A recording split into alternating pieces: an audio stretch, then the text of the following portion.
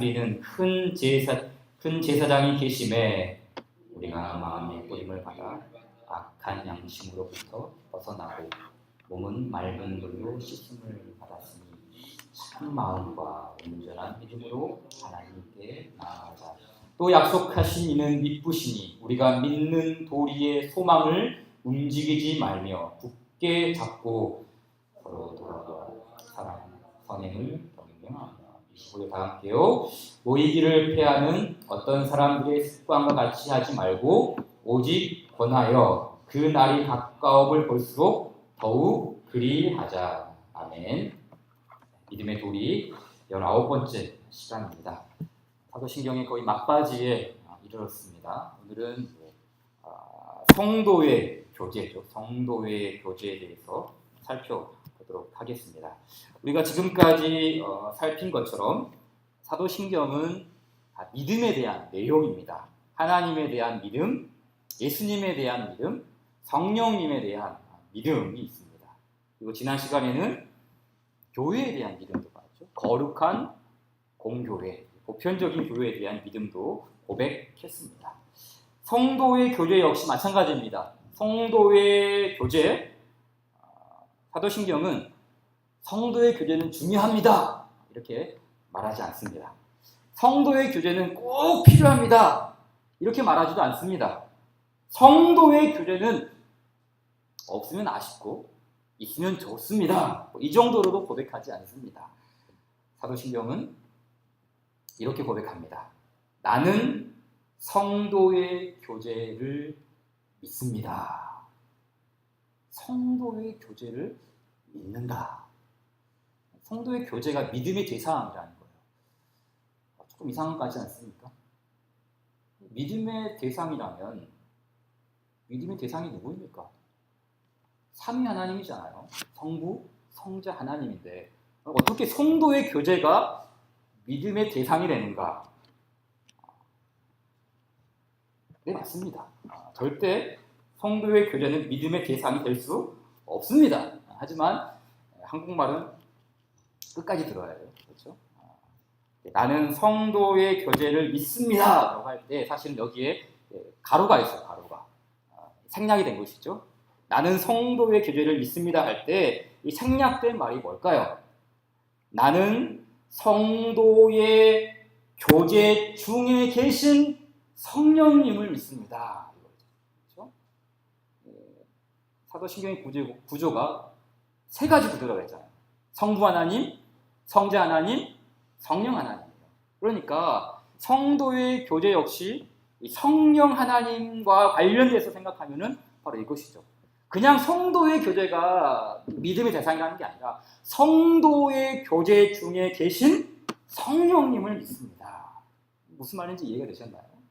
성도의 교제가 중요한 이유가 바로 이것 때문입니다. 성도의 교제 안에는 성령님께서 임재하시기 때문이에요. 그래서 성도의 교제예요. 그렇죠? 어린이집 엄마들의 교제가 아니에요. 아파트 부녀의 회원들의 교제가 아닙니다.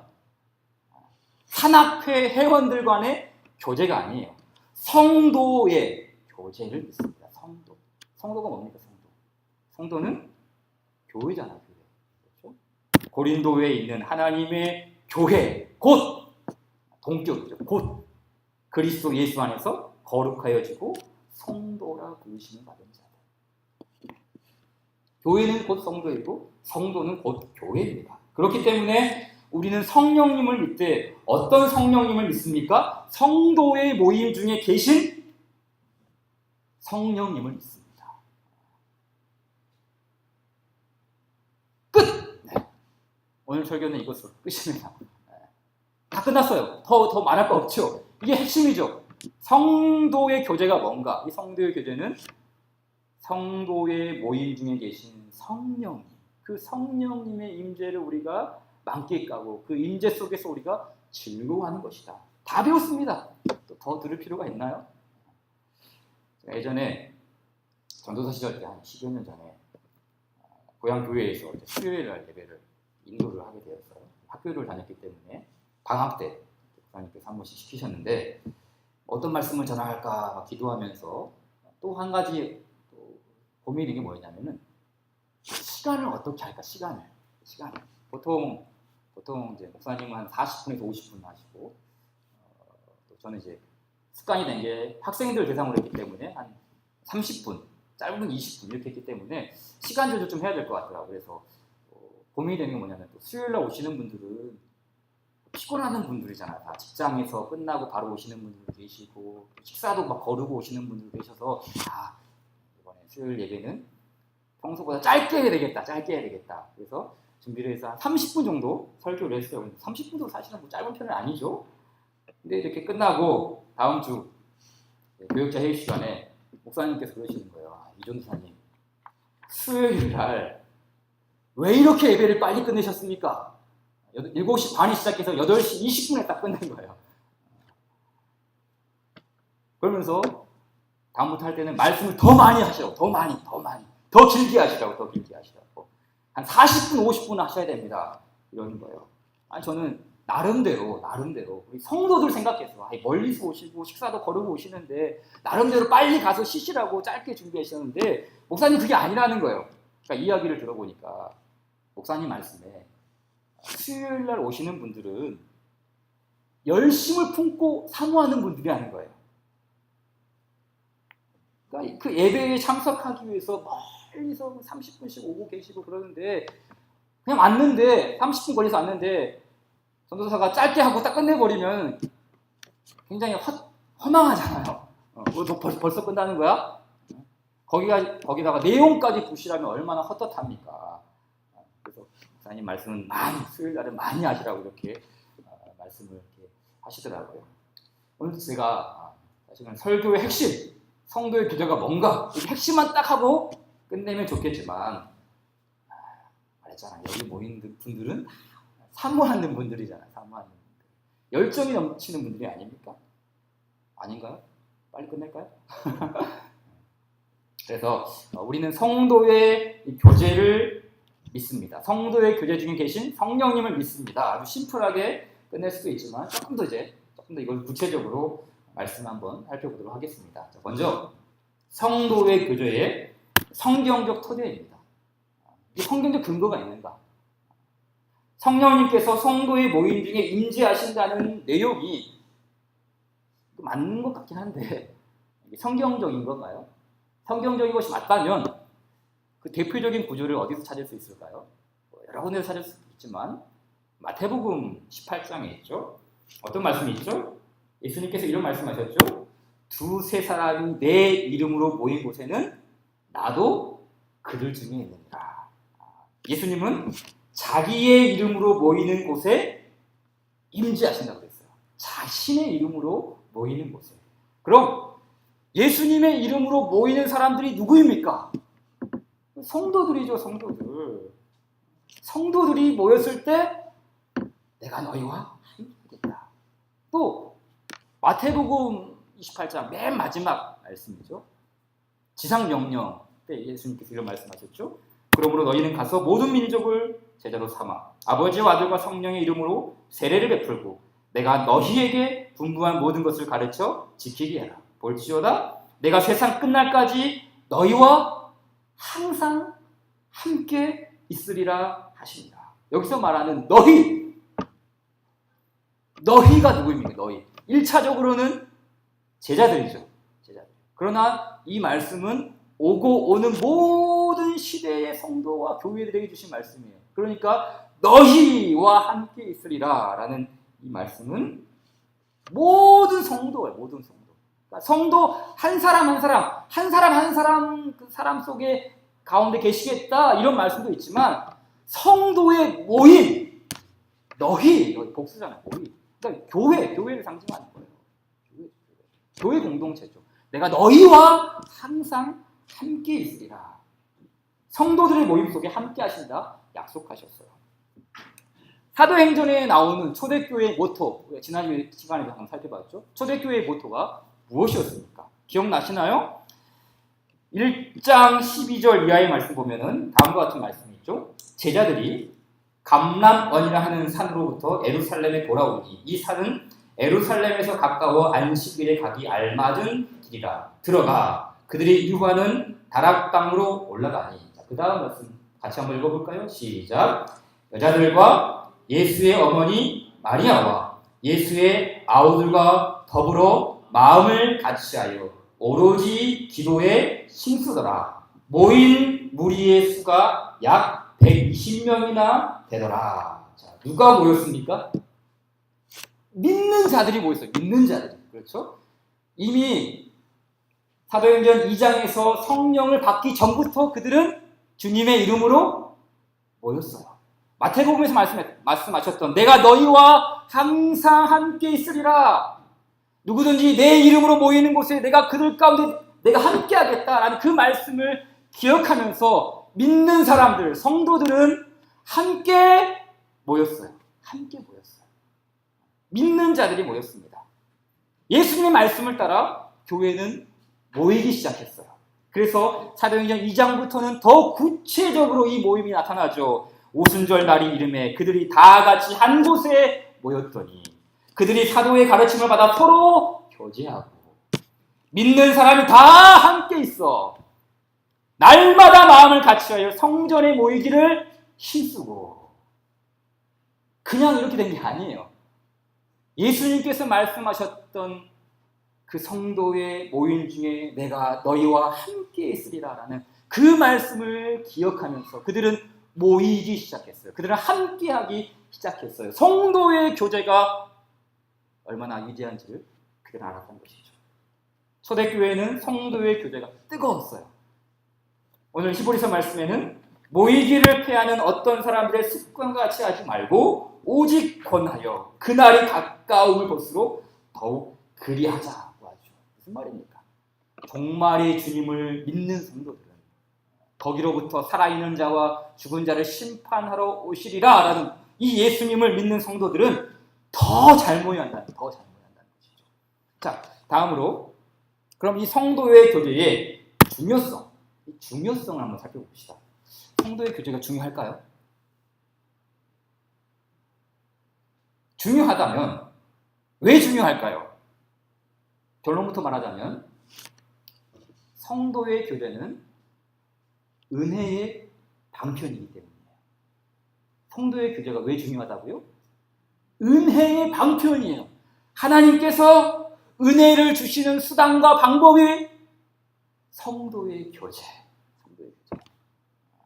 그러니까 이 성도의 교제는 어디서든지 만날 수 있는 그냥 단순한 친목 도모가 아닙니다. 계모임이 아니에요. 성도의 교제가 이루어지기 위해서는 먼저 선행되어야 할 것이 있어요. 그게 뭘까요? 성도의 교제가 성도의 교제답게 되기 위해서는 뭐가 선행되어야 할까요? 다른 게 아니죠. 주님과의 교제가 먼저 선행되어야 돼요. 그렇죠? 성도의 교제가 되기 위해서는 먼저 우리 자신이 주님과의 교제가 먼저 이루어져야 돼요. 다른 말로 말하면 주님과 연합한다는 뜻이죠. 주님과 연합하는 거예요. 예수님과 한 몸이 되는 것이죠. 그리고 주님과 연합된 성도들은 다른 성도들과 한 몸이 됩니다. 성도의 연합이죠. 성도의 연합. 주님과의 연합이 먼저고 그 다음 성도의 연합이 자연스럽게 이루어집니다. 이것이 바로 성도의 교제. 성도의 교제는 성도의 연합이라고 할 수 있죠. 여러분, 교회가 뭡니까? 교회는 무엇입니까? 교회는 그리스도의 몸이라고 하지 않습니까? 그런데 그 몸이 몸으로서의 역할을 하려면 어떻게 해야 됩니까? 몸이 이렇게 다 찢어져야 돼. 몸이라고 할 수가 없잖아요. 몸은 하나가 되어야 합니다. 하나가 되어야 되죠. 고린도전서 12장 13절에 다음과 같은 말씀이 있습니다. 우리가 유대인이나 헬라인이나 종이나 자유인이나 다 한 성령으로 세례를 받아 한 몸이 되었고 또 다 한 성령을 마시게 하셨느니라. 자, 보세요. 세례를 통해, 그렇죠? 세례를 통해 먼저 그리스도와 우리가 한 몸이 되었어요. 먼저 우리 주님과 교제가 있었어요. 주님과 한 몸이 되었어요. 연합이 되었어요. 그러나 교회는 그리스도와의 연합만 있는 것이 아닙니다. 성도와 성도와의 연합도 있죠. 그래서 그 밑에 있는 말씀을 보게 되면은 너희는 그리스도의 몸이요 지체의 각 부분이다. 그리스도의 몸은 우리와 주님과의 연합, 그리고 성도와 성도와의 연합. 이것이 바로 교회라는 것이죠. 유대인이나 헬라인이나 자유인이나 종이나 모두 한 성령 안에서 한 몸이 되었습니다. 그러기에 그리스도의 몸은 두 가지로 나눌 수 있습니다. 두 가지로. 한번 이 표를 좀 가져와 봤는데요. 이 그리스도의 몸, 성도의 교제를 비교해 가면서 한번 보도록 하겠습니다. 이 그리스도의 이 몸이라는 것은 하나는 첫 번째는 이제 비유적인 의미죠. 그리스도의 몸. 우리와 예수님과 연합했다. 비유죠. 비유입니다. 비유적인 것입니다. 하지만 성도와 성도가 연합했다는 것은 실질적인 의미예요. 실질적인 의미. 왜 그런지 나중에 이야기해 줄게요. 그리고 그리스도와 성도와의 연합이라면 조금 전에 설명했듯이 이것은 성도와 성도와의 연합이죠. 그리고 이것은 영적인 메시지. 그렇잖아요. 예수님과 우리가 연합한다. 이거는 영적인 메시지. 영적인 메시지잖아요. 그렇지만 성도의 교제, 성도와 성도가 서로 교제한다는 것은 실제적 메시지입니다. 그래서 이 그리스도와 성도의 연합은 눈에 보이지 않아요. 비가시적이에요. 하지만 성도와 성도의 연합은 눈에 보입니다. 가시적이죠. 우리와 예수님과의 연합은 비유적인 의미로서 영적인 메시지이고 눈에 보이진 않지만, 그러나 성도와 성도와의 교제는 실질적인 의미로서 눈에 보이고 실제적으로 그것을 실현이 가능할 수 있도록 우리에게 주신 하나님의 선물이라는 것이죠. 눈으로 볼 수 있게 해주셨습니다. 어떻게요? 다른 게 아니죠. 성도와 성도가 함께 모일 때, 성도와 성도가 함께 교제할 때, 성도의 모임을 통해 우리가 한 몸이 되었음을, 교회는 한 몸이 되었음을 가시적으로 보여주는 것입니다. 성령께서 그리스도와 우리를 하나 되게 하시고 성령께서 성도와 성도를 하나가 되게 하셨어요. 이것을 눈으로 볼 수 있도록 선물을 주셨는데 그것이 바로 성도의 교제입니다. 그렇기 때문에 이 성도의 교제는 아까 말했듯이 은혜의 통로예요. 은혜의 방편이죠. 물론 이제 교회 성도들끼리 그냥 무조건 모인다고 은혜가 쏟아지는 것은 아닙니다. 요즘처럼 더운 날 성도들끼리 모여서 시원한 에어컨 밑에서 팥빙수 한 그릇 먹으면서 같이 이야기 나누면 그것도 은혜가 될 수 있죠. 은혜가 되죠. 하다못해 영화 한 편 봐도 우리가 은혜 받았다 그러는데, 근데 그것은 다 일반적인 은혜죠. 일반적인 은혜. 그래서 제가 세상 사람들과 세상의 교제와 이 성도의 교제의 그 공통점 한번 생각해보고 차이점도 한번 비교해봤는데, 보세요. 세상의 교제죠. 세상의 교제 안에는 뭐가 있습니까? 노래가 있어요. 노래. 그렇죠? 노래가 있죠. 세상 사람들한테 모여서 노래하잖아요. 흥도 내고 노래를 부르고. 성도의 교제 안에도 뭐가 있습니까? 노래 있잖아요. 노래 찬송 있지 않습니까? 찬송 있죠. 공통점이죠. 또 세상의 교제에는 반드시 뭐가 있습니까? 음식이 있습니다. 음식. 교회 안에 교제에도 뭐가 있어요? 음식이 있죠. 라면 먹고 옥수수 먹고 국수 먹고 식사하고 음식이 있죠.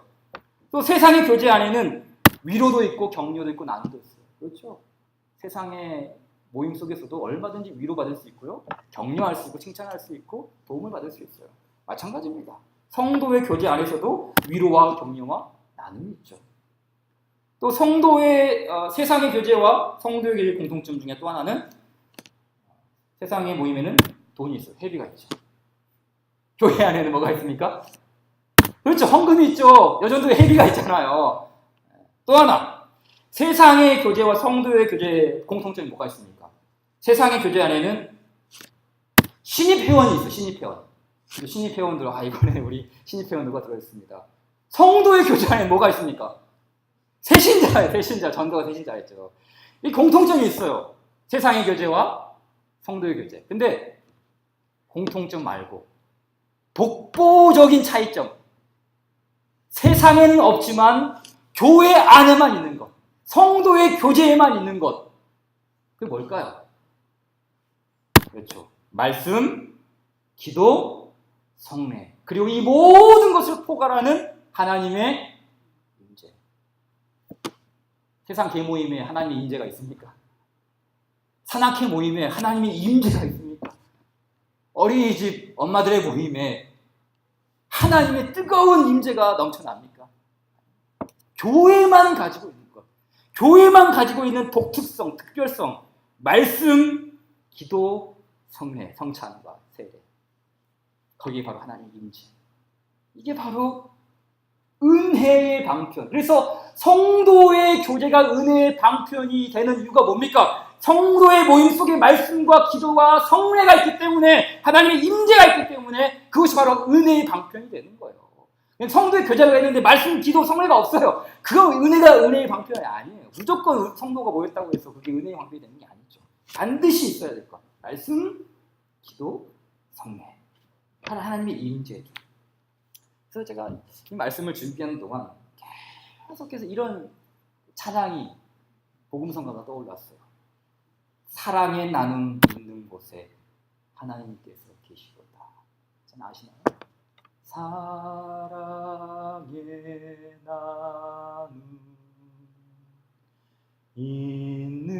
있는 곳에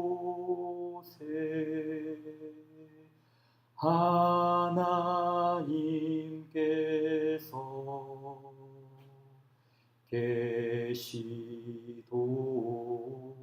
계시도다. 이게 전부예요. 가사가 이게 전부예요. 사랑의 나눔 있는 곳에 하나님께서 함께 계시다. 근데 이 가사를 오늘의 주제로 바꾸어도 무방합니다. 어떻게 바꾸죠? 성도의 교제 있는 곳에 하나님께서 함께 계시다. 성도의 교제 있는 곳에 하나님께서 계시다. 성도의 교제가 특별한 이유는 다른 게 아닙니다. 우리의 모임 중에 성령님께서 임재하시기 때문입니다. 그러기에 성도의 교제는 성도들만의 모임이 아닙니다. 성도들과 하나님과의 교제죠. 성도들과 하나님과의 교제예요. 성도의 모임 중에 함께 계시는 삼위 하나님과의 교제입니다. 이것이 바로 예배가 아닌가요? 이것이 바로 기도회가 아닌가요? 이것이 바로 주님의 이름으로 함께 모이는 모임이 아닌가요? 여기에는 말씀이 있잖아요. 여기에는 기도가 있잖아요. 여기에는 성례가 있잖아요. 하나님의 임재가 있지 않습니까? 초대교회 시절에는 성도의 교제죠. 성도의 모임. 다른 말로 예배라고 할 수도 있죠. 이 예배를 어떻게 시작했는지 아십니까? 우리처럼 종 땡땡 두 번 치고 예배 드리겠습니다. 이렇게 했을까요? 우리 시대처럼 뭐 예배의 형식과 절차가 정해진 것은 아니지만 나름대로 규칙이 있었어요. 먼저 이렇게 했다고 해요. 회중을 향하여서 하나님을 향한 하나님께 감사하고 인사하고 그리고 하나님의 임재를 선언합니다. 어서 오십시오. 하나님의 은혜와 평강이 함께하기를 원합니다. 주님께서 우리의 모임에 함께 계십니다. 이렇게 먼저 선언됐던 게 하나님의 임재와 인사였어요. 성경을 보세요. 성경. 특별히 서신서를 보게 되면은 서두가 어떻게 시작하냐면 인사와 하나님의 임재로 선언이 돼요.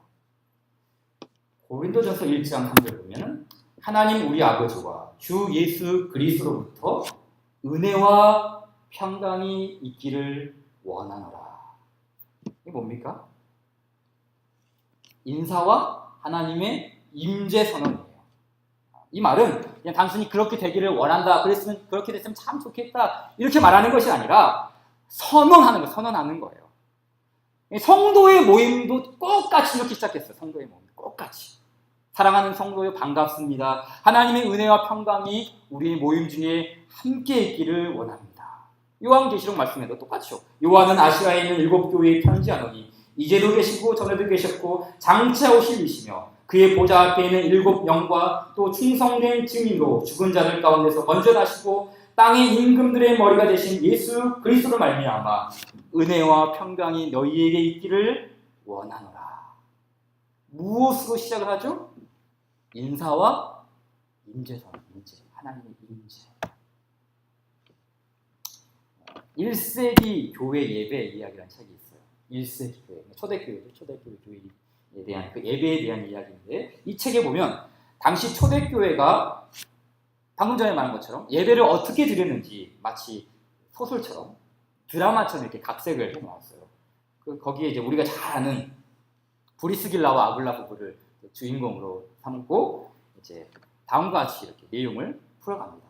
교회가 주일날 함께 모였어요. 자, 이렇게 이야기가 전개가 돼요. 아굴라가 나타나자 나의 친구들은 그가 문까지 나오기를 기다리지 않고 대신에 그를 만나려고 곧바로 안으로 들어갔다. 지금 예배 시간이에요. 지금 예배 시간인데 이제 그 예배의 지도자인 아굴라가 나타난 거예요. 그런데 저쪽에서 새로운 형제가 오는 거예요. 그런데 그 형제를 만나려고 이제 가는 거예요. 그래서 어떻게 하나? 간섭적인 것보다는 다정하지만 통상적인 포옹과 남자들 사이에 입맞춤이 있었다. 그리고 이렇게 말합니다. 어서 오세요, 어서 오세요, 어서 오세요. 인사하죠. 하나님의 은혜와 평강이 당신에게 있기를 원합니다. 임재를 선언합니다. 지금 이 성도의 교제죠. 성도의 모임이에요. 성도의 모임 속에서 하나님의 임재가 선언이 되고 그리고 서로를 향한 인사가 선언됩니다. 그리고 그 인사를 받은 사람도 당신에게도요 라고도 글레멘드가 대답하면서 여기에 다시 오게 되어 좋습니다 라고 말합니다. 이렇게 여기 보면 성도의 교제가, 즉 예배가 어떻게 시작됐습니까? 환영이라는 말보다 환대라는 표현이 좋죠. 환대하는. 사람들이 오면 환대하는데 어떻게 환대하는가? 하나님의 임재가 당신에게 함께하기를 원합니다. 임재로 선언이 되는 거예요. 그러니까 성도의 교제가 뭔가, 성도의 모임이 무엇인가 분명히 알고 있었던 것이죠. 성도의 교제는 하나님의 임재로 시작했어요. 그럼 성도의 교제는 무엇으로 끝이 납니까? 무엇으로 끝이 나죠? 쉽게 생각해 보세요. 그럼 우리 예배가, 공예배가 무엇으로 끝이 납니까? 축도죠, 축도. 축도가 뭡니까? 똑같아요. 하나님의 임재 선언이에요. 아닌가요? 고린도후서 13장 13절. 예수 그리스도의 은혜와 하나님의 사랑과 성령의 교통하심이 너희 무리와 함께 있을지어다. 그러니까 성도의 교제는 임재로 시작했다가 임재로 끝나요. 이게 바로 성도의 모임이었어. 성도의 교제. 목사가 복을 주는 게 이게 축도가 아닙니다. 난 5월 교직자 수련회 때 거기 갔을 때 합신의 이승훈 교수님이 이런 말씀을 하시더라고요. 우리 목사님들 축도하실 때 이렇게 하는 것보다 이렇게 했으면 좋겠다. 왜 그러냐면 이렇게 하면은 왠지 목회자가 성도들에게 복을 주는 것처럼. 목사가 복을 줍니까 여러분에게? 그게 아니죠. 목사는 하나님께로부터, 하나님께서 우리 성도들에게 주시고자 하는 복을 목사의 입을 통해서 선언하는 거예요. 그래서 그런 의미로서 이렇게 하는 것보다 이렇게 손을 펴서 손등을 보이게끔 하나님의 사랑과 하나님의 은혜와 성령의 교통하심이 우리 모두에게 함께하기를 축원합니다. 이렇게 나누는 것이죠. 성도의 교제가 바로 이런 것이었죠. 모든 순서 하나예요. 예배로 임재로 시작했다가 말씀도 하나님의 임재, 성찬도 하나님의 임재, 찬송도 하나님의 임재 속에서, 축도도 하나님의 임재 속에서 그 임재가 계속해서 이루어지는 것이죠. 자, 그렇다면 성경에서 가르치고 있고 하나님의 임재가 있는 이 성도의 교제를 그럼 어떻게 하면 우리가 더욱더 빛나게 할 수 있을까요? 더욱더 빛나는 성도의 교제 어떻게 만들 수 있을까요? 오늘 이제 본문 말씀을 가지고 한 두 가지 정도 나눌 텐데요. 첫째는 우리가 받은 은혜가 얼마나 큰지를 기억하며 모여야 됩니다. 우리가 받은 은혜가 얼마나 큰지. 자, 히브리서 10장 19절 말씀이죠. 같이 한번 읽어볼까요? 시작. 그러므로 형제들아, 우리가 예수의 피를 힘입어 성소에 들어갈 담력을 얻었나니 라고 했어요. 자, 여기서 말하는 성소는 지성소죠. 지성소예요. 지성소는 하나님의 영광과 하나님의 임재로 충만한 곳이고, 구약 성경에 그런 말씀이 나오죠. 그 누구도 커튼을 열고 거기 들어갈 수가 없었어요. 1년에 딱 한 번 대제사장만 지성소로 들어가는 것, 아주 간헐적으로 허락이 되었죠. 그런데 이 하나님의 영광과 임재 속으로 우리가 담대히 들어갈 수 있어요. 특권, 권한이 주어졌어요. 어떻게 해요? 예수의 피를 힘입어. 예수의 피를 힘입어. 성도의 교제가 바로 이거예요. 성도의 교제가. 성도의 교제는 예수의 피를 힘입어 하나님의 영광과 임재를 맛볼 수 있는 특권이라는 특권이라는 것이죠. 그래서 예수님께서 우리를 위해서 그 길을 열어주셨다는 것. 20절 이하에 나오죠. 새로운 길, 살아있는 길, 열어놓은 길을 열어주셨어요. 영광으로 가는 길로, 임재로 가는 길로, 하늘의 길, 이 하늘길을 열어주셨죠. 그러므로 우리는 어떻게 해야 됩니까? 어떻게 해야 돼요? 긍휼하심을 받고 때를 따라 돕는 은혜를 얻기 위하여 은혜의 보좌 앞에 담대히 나아갈 것입니다.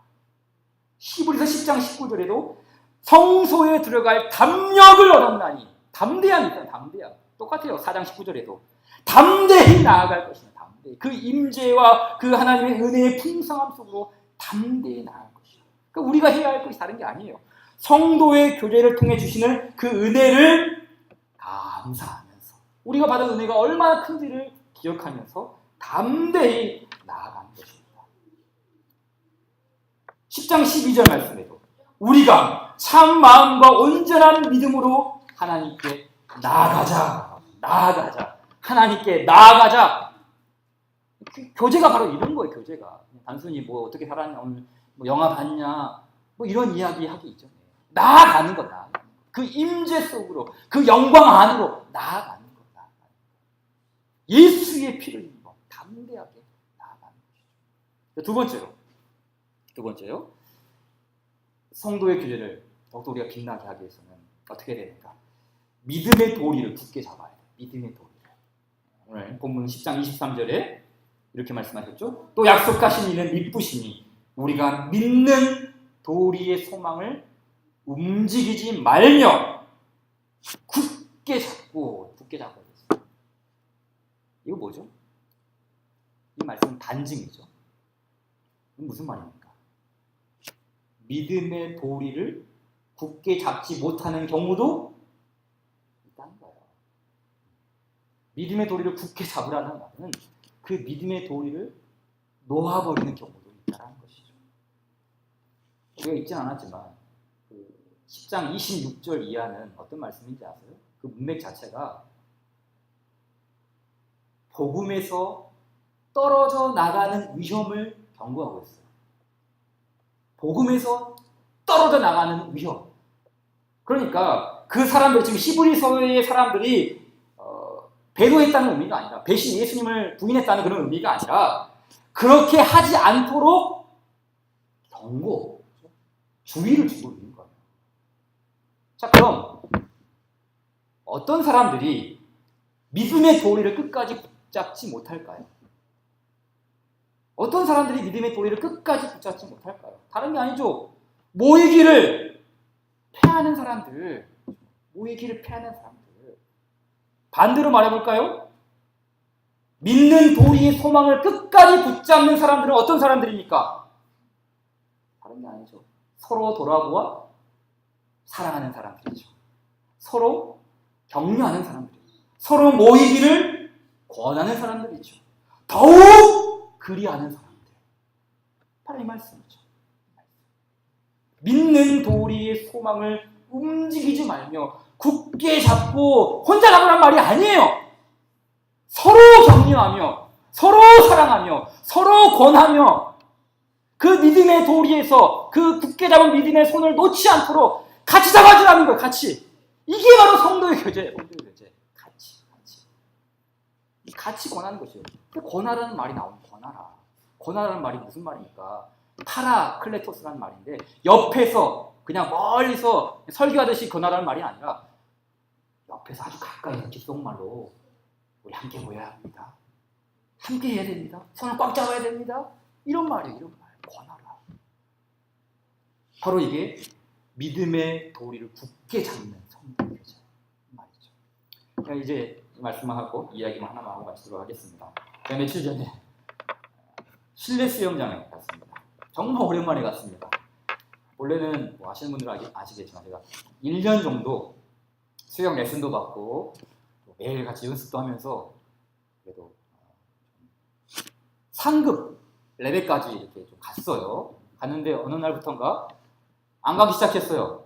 바쁘기도 하고 시간도 모자라기도 하고. 그래서 한 2년 만에 수영장에 갔더니 어땠을까요? 수영 동작이나 수영 스킬 이렇게 뭐 하는 거는 몸이 기억하고 있더라고요. 근데 뭐가 안 떨어져요? 체력이 안 나는 거야. 몇 미터 가더니 못 가게 되고 30분 만에 나와버렸어요. 그러니까 제가 한 2년 만에 체력이 완전히 바닥이 난 거예요. 제가 이 이야기를 왜 하냐면 뭐 수영뿐만 아니라 모든 운동이 마찬가지죠. 그렇잖아요. 뭐 골프도 마찬가지 아닌가 싶어요? 그렇잖아요. 다 마찬가지죠. 운동의 기본이 뭡니까? 운동의 기본. 체력이에요. 체력이 뒷받침되지 않으면 아무리 훌륭한 스킬이고 기술이 있어도 끝까지 갈 수 없어요. 똑같습니다. 성도의 교제는 한마디로 말하면 영적인 체력이에요. 성도의 교제로 우리의 이 믿음의 체력을 서서히 끌어올리는 거예요. 그런 후에 성도가 가지고 있는 은사가 있잖아요. 은사. 그 은사로 그리스도의 몸을 세우는 것입니다. 생각해 보세요. 아무리 훌륭한 은사가 있어요. 달란트가 있어요. 아주 뛰어난 재능이 있어요. 성도의 교제가 없어요. 그 은사가 유익합니까? 그 은사가 힘을 발휘합니까? 체력이 없는데 기술이 무슨 소용이 있냐고요. 체력을 길러야 한다니까요. 체력을. 아무리 훌륭한 은사를 가지고 있으면 뭐합니까? 성도의 교제라는 체력이 없는데요. 그러니까 성도의 교제는 지속적으로 꾸준하게 계속해서 끌어올려야 하는 성도의 체력이에요. 그래서 그렇게 할 때 은사가 발휘되고 달란트가 활용이 되고 하나님이 기뻐하시는 교회의 몸을 세우는 일을 감당할 수가 있는 것이죠. 그러기에 교회는 은사 이전에 교제가 먼저예요. 교제가. 은사가 먼저가 아니에요. 교제가 먼저 이루어져요. 하나님과의 교제, 성도와의 교제, 그 다음에 우리의 은사로서 교회로 세워나가는 것이죠. 교제를 통해 성령이 일하시고, 교제를 통해 교회를 세우고, 교제를 통해 은사를 발휘할 수 있어요. 성도의 교제 있는 곳에 하나님께서 함께 계시도다. 이 성도의 교제를 굳게 잡는 우리 모두가 되기를 우리 주님의 이름으로 축원드립니다. 우리 620장 찬송 드립시다. 620장 찬송 드리고 기도하고 마치도록 하겠습니다. 여기에 모인 우리 주의 은총 받은 자여라. 주께서 이 자리에 함께 계심을 아노라. 함께 고백합시다.